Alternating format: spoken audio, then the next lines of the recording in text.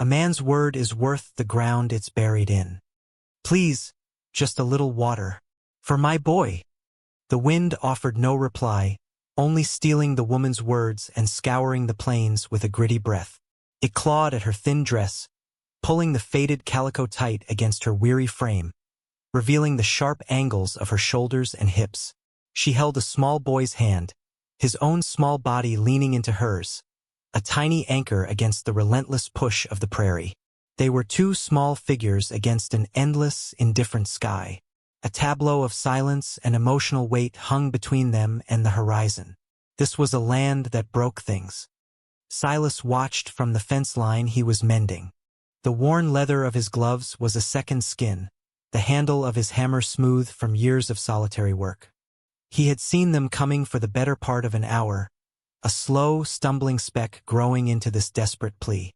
He was not a man given to charity, not because he lacked a heart, but because the world had taught him that every interaction cost something. His own debt was already too high. He watched the boy stumble, his small legs giving way. The woman knelt, her own strength failing, her hands hovering over her son, too exhausted to immediately lift him. The motion was slow, painful, a final surrender to the dust. Something in Silas broke open then, a crack in the hard-packed earth of his soul. It was not a thought. It was an impulse, primal and protective, an echo of a duty he had failed long ago. He dropped the hammer, the thud swallowed by the wind. He walked toward them, his steps even and unhurried, but with a purpose that had been absent from his life for a long time. He carried a canteen, its metal cool against his palm. He knelt without a word, unscrewed the cap, and held it to the boy's lips. The child drank, his eyes wide and dark, fixed on the stranger's face. Then Silas offered it to the woman. She hesitated, her gaze flickering from his face to the vast, empty land around them, searching for the trick, the price. "There's a cabin," Silas said, his voice rough from disuse, like stones grinding together. Storms coming, he didn't point. He just looked toward the small, dark shape of his home hunkered down against the horizon. He stood and started walking back, not waiting for an answer. He knew she would follow. The prairie offered no other choice. It was a place of last chances. The cabin was one room, built of sturdy timber hewn by his own hands, chinked with mud and resolve against the ceaseless wind. It was sparse, clean, and smelled of wood smoke, old leather, and a loneliness so profound it seemed to have seeped into the very grain of the walls. A narrow cot was pushed against one wall, a rough-hewn table and two chairs stood in the center, and a stone fireplace dominated the far end, its hearth swept clean. A single tin cup sat by the water bucket. It was the architecture of a man who expected no one. Alara, the woman, stood just inside the doorway, holding her son, Leo, tight against her side. Her body was a shield, her eyes darting around the small space, assessing every shadow for threat. She was a wild thing, cornered and ready to bolt, yet too exhausted to run another step. Silas moved past them, his presence filling the small room. He didn't look at her. He went to the fireplace, added a log from the woodbox, and coaxed the embers back to life with a bellows. Flames licked up, casting a warm, flickering light that made the shadows dance. The warmth was a physical thing, a comfort that went beyond temperature. He filled the tin cup with water and placed it on the table, then a plate with a hunk of bread and dry jerky. He did it all with an economy of motion, his movements deliberate and quiet. He was a man who had learned to live without wasted energy, without wasted words. He gestured toward the food. For the boy, he turned and picked up a thick wool blanket from a wooden chest at the foot of his cot. He held it out to her. "The barn is dry. You can sleep there." He was offering what he could, a roof and a measure of distance. He understood her fear. He saw the caution in the way she held herself, the wariness that was an old, familiar friend to women in this land.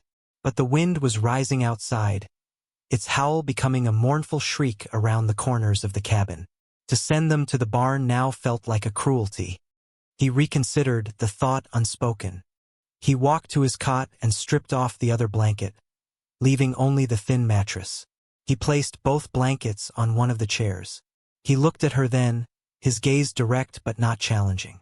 "You and the boy take the cot. I'll take the floor." It wasn't a request. It was a statement of how things would be. He would not put them out in this weather. He would not put them in the barn where fear could fester in the dark. He would stay here, a silent guardian by the fire, a visible, knowable quantity.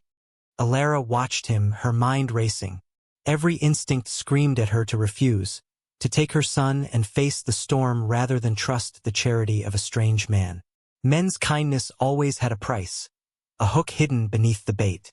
But then she looked at Leo, whose small face was pale with exhaustion, his eyelids already drooping.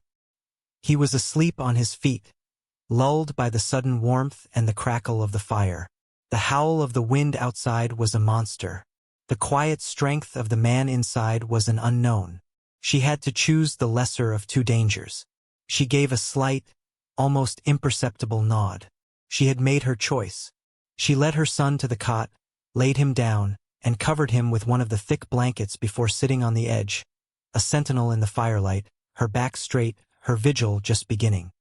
Days bled into one another, marked not by conversation but by the rising and setting of a relentless sun. A routine, silent and unnegotiable, began to form, weaving their separate lives into a shared, fragile tapestry. Silas rose before the first hint of dawn, the scrape of his boots on the wooden floor the only alarm. He would stoke the fire, put the coffee pot on to boil, and be out the door to tend his few horses and check his fences before Alara and the boy were fully awake. He moved with the quiet efficiency of a man long accustomed to his own company. His solitude a worn, comfortable coat he was not yet ready to shed. Alara, in turn, would rise with the light. She moved about the small cabin with a quiet reverence, as if she were a guest in a church. She tidied their small corner, folding the blankets on the cot into a neat, tight square. She swept the floor with a handmade broom. She discovered a small, neglected vegetable patch behind the cabin and, without asking, began to tend it, her hands finding a familiar solace in the soil. She would pull up the stubborn weeds, her fingers stained with dirt, her mind blessedly empty. She was working for their keep, erasing the debt of their first night with every small act of labor. It was a language she understood. It was a way to remain beholden to no one. Trust did not come. It remained a distant country she had no map for. She watched Silas from the corner of her eye as he went about his day. She watched the way his large, calloused hands were gentle with his horse, stroking the animal's muzzle, speaking to it in a low, rumbling murmur he never used with people. She saw the patience in the way he mended a broken harness, his brow furrowed in concentration, his movements precise and unhurried. He was a man of immense physical strength, yet he moved through the world with a strange, contained grace, as if holding a powerful force in check.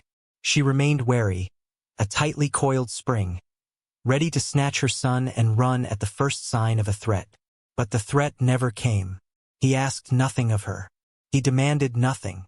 He simply existed, a quiet, formidable presence at the edge of her life. The boy Leo was the bridge. Children do not understand the intricate architecture of adult fear. He was not wary of Silas. He was curious. He would follow the tall, silent man to the barn, standing just inside the great open doors, his small hands clutching the rough wood of the frame. He would watch as Silas forked hay into the manger or polished a piece of tack until the leather gleamed. Silas, for his part, never acknowledged the boy's presence directly. He did not speak to him or smile at him, but he would leave the barn doors open a little wider than necessary. He would move a little slower, his actions becoming a silent lesson in how to care for living things. One afternoon, Leo found a small, whittled object sitting on the porch railing. It was a horse, carved from a piece of scrap pine, its form simple but unmistakable. The wood was still pale, fresh from the knife, and it smelled of the forest. There was no one around. It was simply there, a gift from an unseen hand. Leo picked it up, his small fingers tracing the smooth, carved lines. He ran inside, his face alight with a joy Alara had not seen in months. He held it up for her to see. "A horse, Mama. A horse for me." Alara looked from the small toy to the barn, where she could just see the top of Silas's hat as he worked. He had not given it to Leo. He had left it to be found. It was a gesture made from the shadows, an offering that asked for no thanks, no acknowledgement. It was a small, quiet kindness, delivered in his own silent language. That evening, when she served him his plate of beans and cornbread, she added a small spoonful of the wild berry preserves she had found and prepared. It was a small addition, a flicker of warmth. He ate it, as always, without comment. But when he pushed his chair back from the table, his eyes met hers for a fleeting second. In them, she saw not emptiness, but a deep, sorrowful gratitude. A small crack had appeared in the ice. The slow, grinding passage of time had worn the soles of Alara's shoes to little more than whispers of leather. They were the only pair she owned, and they carried the memory of every desperate mile she had walked. Each morning, the damp earth seeped through, chilling her feet. She tried to patch them herself, using a dull needle and thread she'd found in a small sewing kit of Silas's, reinforcing the worn spots with scraps of canvas from a discarded feed sack. It was a temporary, futile repair. The land was too hard, the distance she had yet to travel too great. One evening, after a day of working in the garden, she left the shoes on the back step to dry in the faint warmth of the setting sun. The next morning they were gone. A cold knot of panic tightened in her stomach. It was a small thing, a pair of worn-out shoes, but they were her means of escape. Without them, she was anchored here, trapped. She scanned the yard, her heart pounding a frantic rhythm against her ribs. Had he taken them? Was this his way of ensuring she couldn't leave? The fragile trust she had begun to feel crumbled into dust. She spent the morning in a state of high alert, her every movement stiff with suspicion. Leo held close to her side. Just after noon, she saw them. They were sitting on the porch step, right where she had left them, but they were transformed. New soles, cut from a thick piece of harness leather, had been stitched onto the bottom of each shoe. The stitching was rough, the work of a man more accustomed to mending bridles than footwear, but it was strong, uncompromisingly sturdy. He had used an all-in-thick wax thread, the kind used for saddles. The new leather was stiff and smelled of oil and work. He had not just repaired them, he had fortified them. He had made them strong enough for any journey. She stared at them, the panic inside her slowly dissolving, replaced by a wave of something warm and unfamiliar. He had seen her need without her speaking of it. He had worked while she slept, a secret act of care performed under the cover of darkness. He had taken her means of escape and made them stronger, a silent statement that she was free to go, but that if she stayed, he would see to it she was properly shod for the life that was here. That evening, her thanks was as unspoken as his gift. She baked bread, using a bit of their precious flour, and the warm, yeasty smell filled the small cabin. She left the small loaf on the table, a silent offering. He ate half of it that night, a deep satisfaction in the simple act. He understood. The sky began to change. For days it had been a vast, bleached blue, but now, gray-bellied clouds began to gather on the western horizon. They massed together, building into a dark, bruised wall that slowly advanced across the prairie. The wind shifted, carrying a new chill, a dampness that promised rain or worse. The air grew heavy, charged with an oppressive stillness. A storm was coming. Silas felt it in his bones. He moved with a renewed urgency, his usual slow pace quickening. He brought in armload after armload of firewood, stacking it high against the cabin's inner wall. He checked the shutters on the single window, ensuring the latch was secure. He led his horse into the small, sturdy barn and barred the door, giving the animal an extra measure of feed. His movements were a familiar ritual, a dance he performed with the changing seasons. He was preparing for a siege. Alara watched him, a new anxiety stirring within her. The cabin, which had started to feel like a sanctuary, now felt like a very small, very fragile box in the face of the storm's immense power. She drew Leo inside, pulling the door shut against the first cold gust of wind, the world outside shrinking to the confines of these four walls. The storm did not come with the fury of a sudden squall. It crept in, a slow, malevolent tide of gray. First came the wind, a low moan that grew into a piercing shriek, rattling the shutters and probing the chinks in the cabin walls. Then the sky opened. It was not rain, but snow, a thick, wet, unseasonable blizzard that descended upon the plains with a suffocating silence. The world beyond their small window dissolved into a swirling vortex of white. Within hours, the snow was piling up against the door, drifting high against the walls, sealing them inside. The cabin became an island in a vast, frozen sea. The world was gone. That first night, Leo began to cough. It was a small, dry sound at first, but by morning it had deepened into a ragged, chest-rattling bark. A fever took hold, blooming like a hot, poisonous flower on his skin. His cheeks flushed a dangerous red, and his eyes, when he opened them, were glassy and unfocused.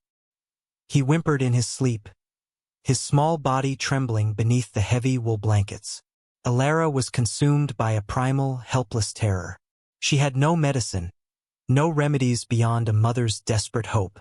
She bathed his forehead with a cloth dipped in snow she melted over the fire, the icy water doing little to quell the furnace raging within him. The storm howled outside, a monstrous echo of the tempest in her heart. Silas watched from his place by the fire, his face grim, carved from stone. He had seen this before. He recognized the rasp in the boy's breathing, the particular glaze in his eyes. It was a ghost come back to haunt his hearth. After hours of watching Alara's futile efforts, he finally moved. He didn't ask permission. He walked to a small, locked chest in the corner, a chest Alara had never seen him open. He unlocked it with a key he wore on a leather thong around his neck. Inside were not valuables, but small, carefully wrapped bundles of dried herbs and roots. He selected a few, his movements precise and knowledgeable. He ground them into a paste using a stone bowl and pestle, the sharp, medicinal scent filling the air. He approached the cot. Alara flinched, instinctively moving to shield her son. "Let me," he said, his voice low but firm, cutting through her panic. There was an authority in his tone, born not of command but of a terrible, intimate experience. She looked into his eyes and saw not a stranger, but a man wrestling with his own demons, a man fighting a battle he had lost once before. She saw the raw grief in his hands as he gently pulled back the blanket. She relented.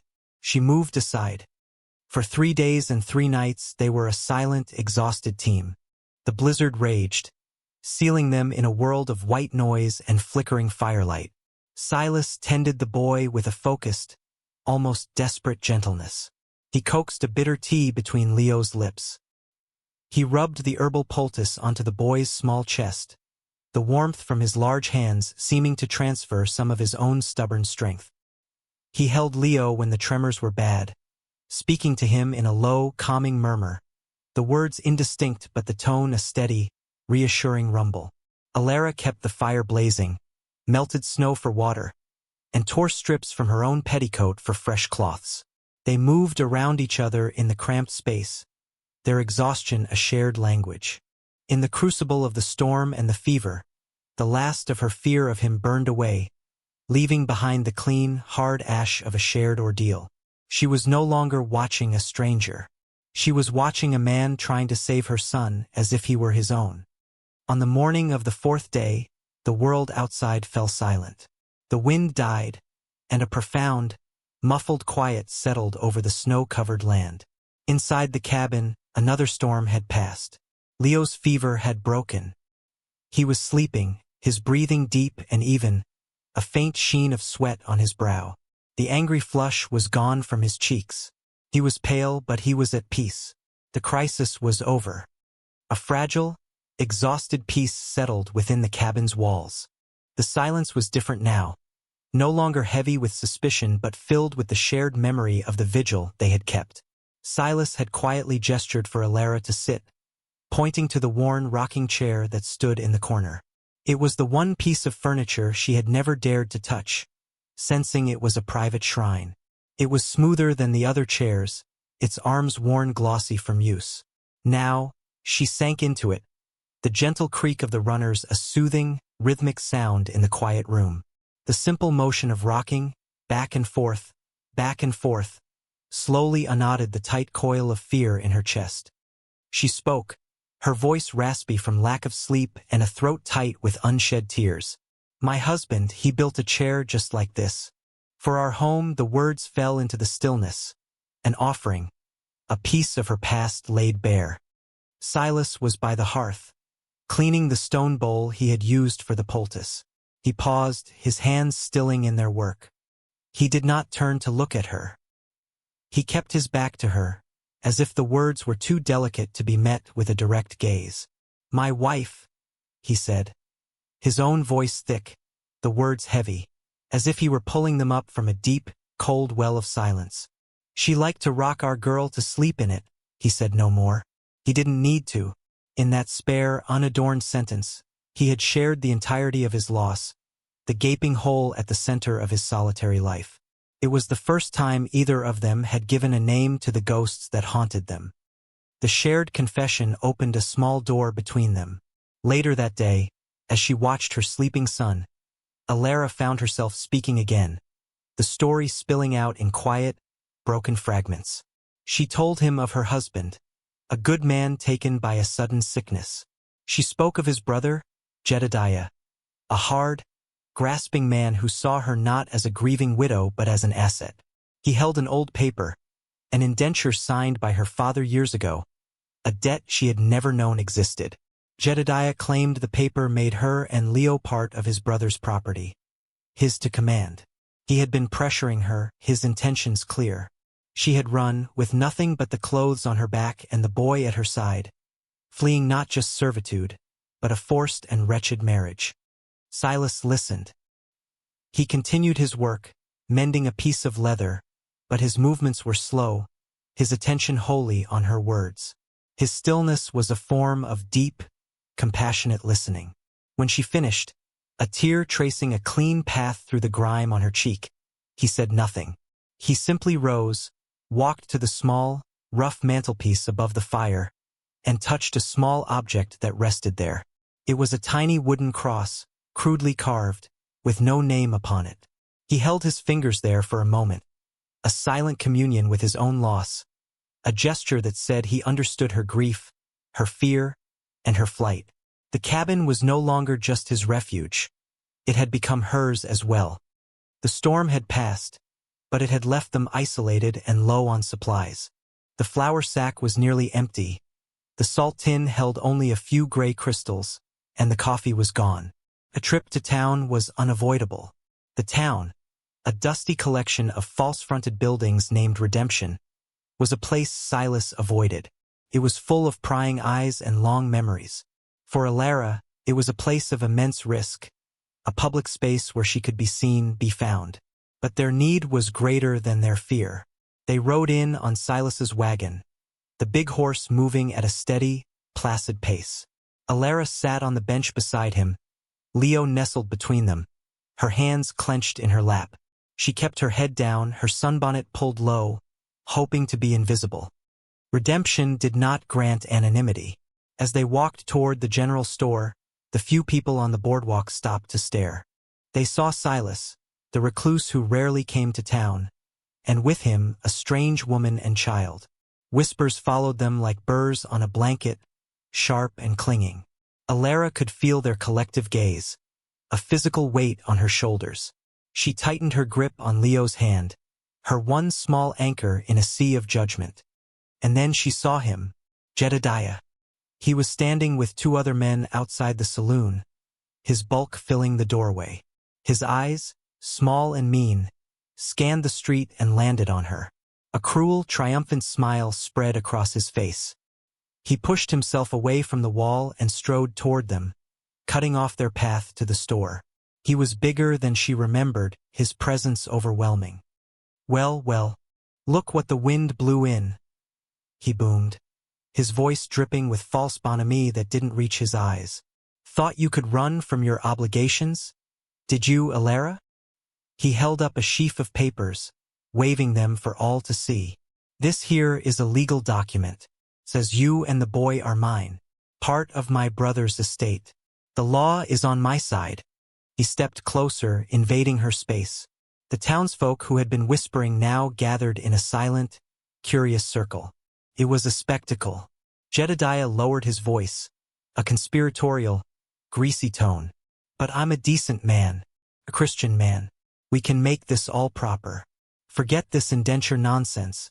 He produced another paper from his coat pocket, along with a pen and a small ink bottle. It was a marriage license. Sign this and you'll be my wife. The boy will have my name. It's for the best. He tried to force the pen into her hand, his fingers grabbing her wrist. Alara recoiled, pulling her hand back as if burned. No, she whispered, the word barely audible. At that moment, the door to the general store opened. Silas stepped out, a sack of flour over one shoulder. He took in the scene in a single, sweeping glance. Jedediah's bullying stance, Alara's terrified face, the ring of silent, watching faces. He set the flour sack down slowly, deliberately. He did not rush. He did not raise his voice. He walked toward them, his presence cutting through the crowd's attention. He stopped in front of Jedediah and looked at the papers in the man's hand. He held out his own hand, not in threat, but in a simple, undeniable demand. Confused, Jedediah let him take the marriage license. Silas looked at it for a long, silent moment. The whole street seemed to hold its breath. Then, with a slow, methodical precision, he tore the paper in half. He laid the two halves together and tore them again into quarters. He let the pieces flutter from his fingers to the dusty street. Jedediah sputtered, his face turning a blotchy red with rage. What do you think you're doing? She's mine. The law says. Silas finally looked up, his gaze meeting Jedediah's. His voice was quiet, yet it carried with absolute clarity across the unnerving silence of the crowd. It was not a shout, but a declaration, as solid and unmovable as the mountains on the horizon. She's mine forever, he said it not as a claim of ownership, but as a statement of allegiance, a drawing of a line in the dust. He stepped to Alara's side and placed a hand gently on her shoulder, a simple, protective gesture that spoke louder than any shout. He was her sanctuary. The crowd began to disperse, the show over. Jedediah, defeated by a quiet power he could not comprehend, stood alone with the torn pieces of his authority at his feet. The journey back to the homestead was steeped in a silence that was entirely new.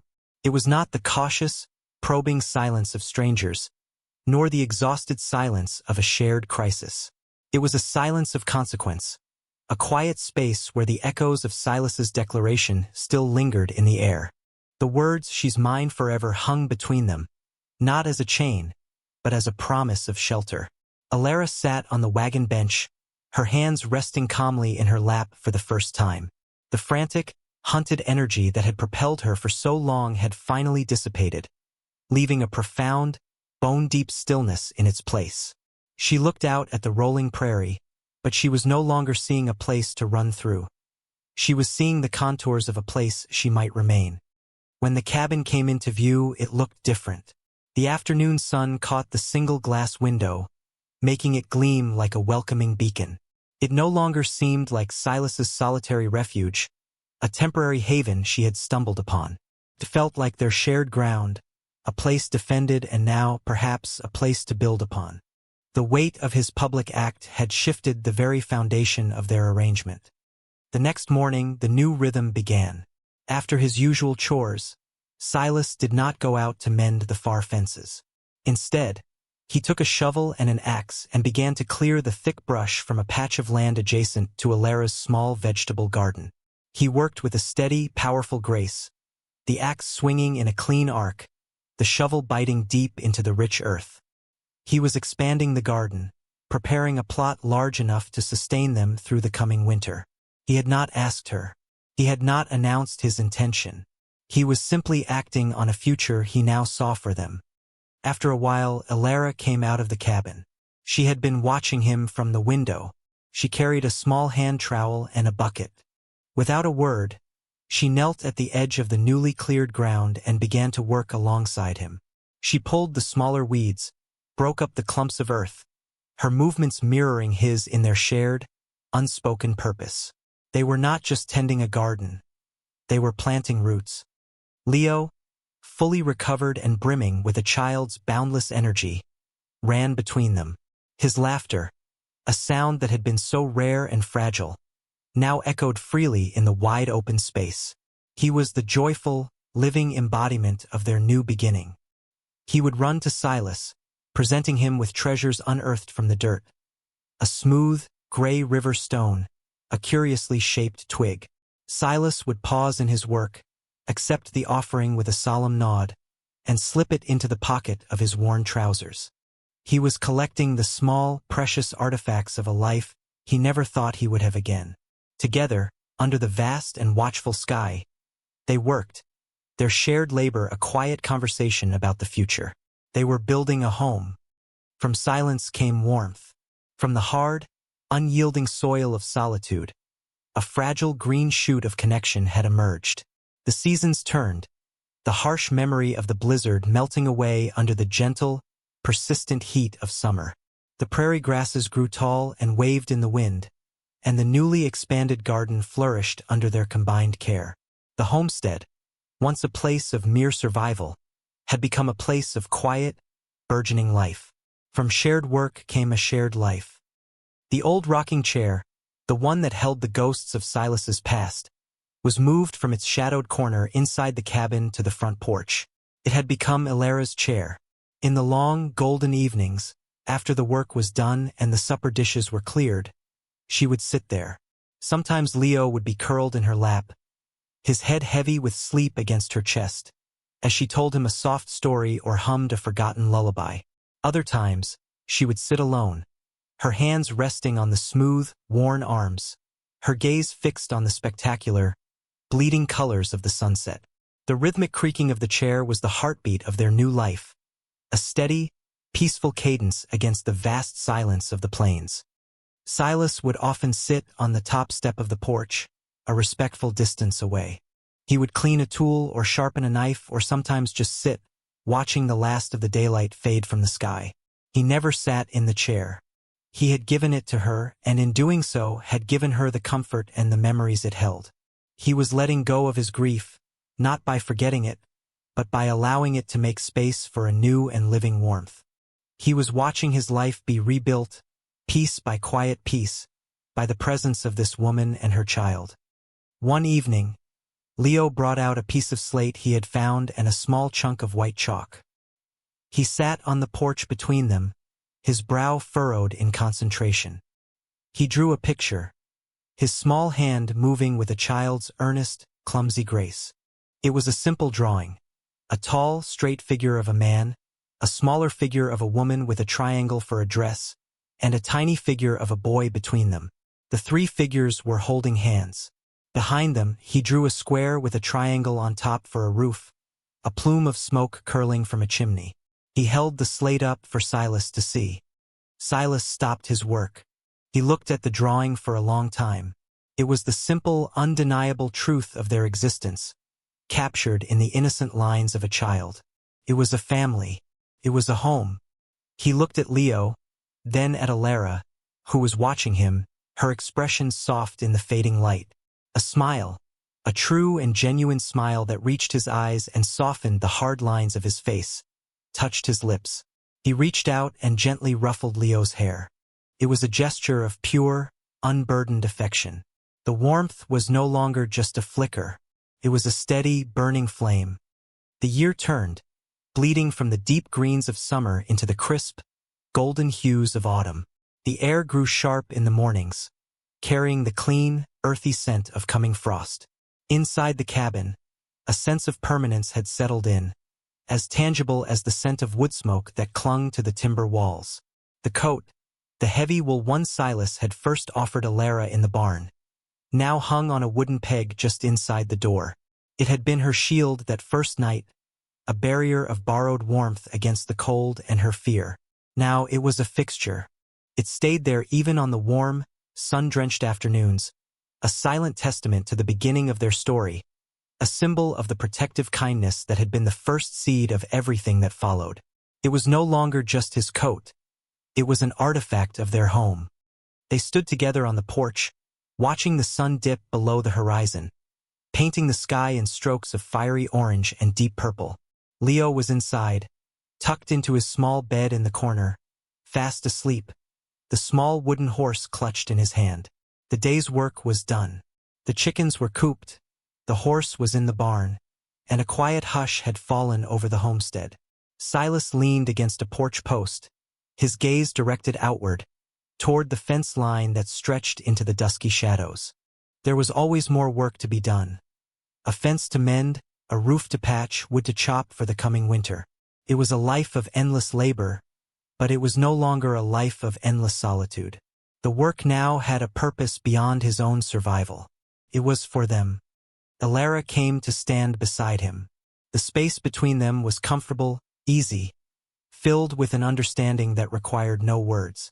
She had watched him that day, his steady presence a constant, reassuring anchor in her world.